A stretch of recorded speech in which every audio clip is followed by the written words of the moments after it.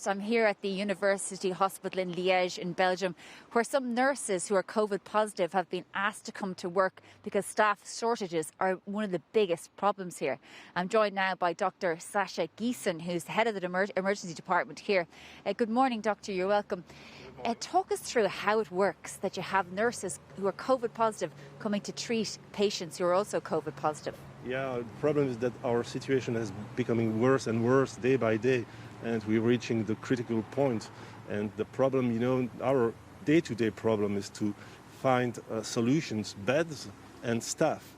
And the staff has been our main problem right now because 20% of our staff members are out because of the COVID.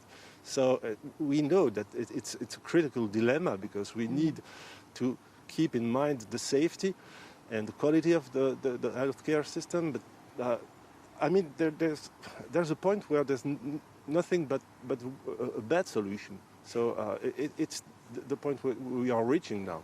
So when you talk about the ethical, moral decision making, you have to say we either have a nurse come in here who's COVID positive and take that risk, or have no nurse or a nurse who's a student. Basically, or something like that.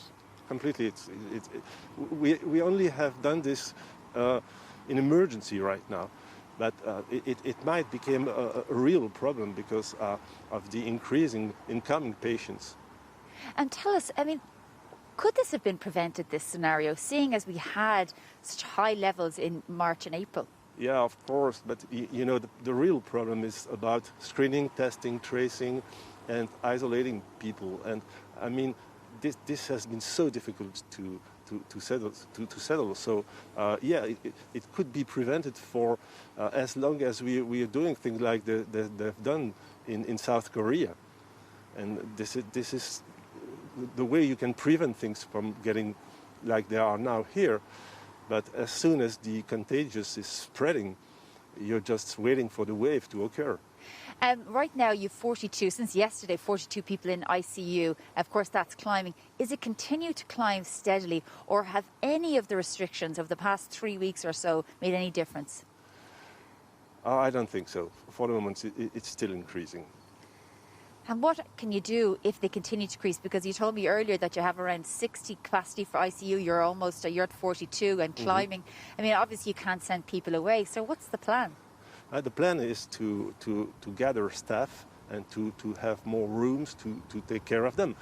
But as I told you, it will be a new ethical dilemma because the people who will take care of them won't be probably intensive care nurses, and physicians might be not intensive care physicians, but emergency physicians or surgeons.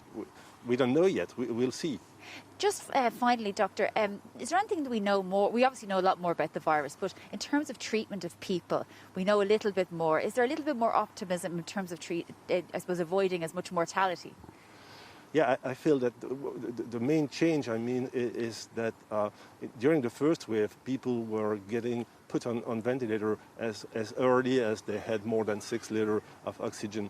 And now we have understood that it's not the best option, that the best option is to use systems to provide support, like continuous positive airway pressure or high flux oxygen, and try not to intubate them and not ventilate them as much as possible.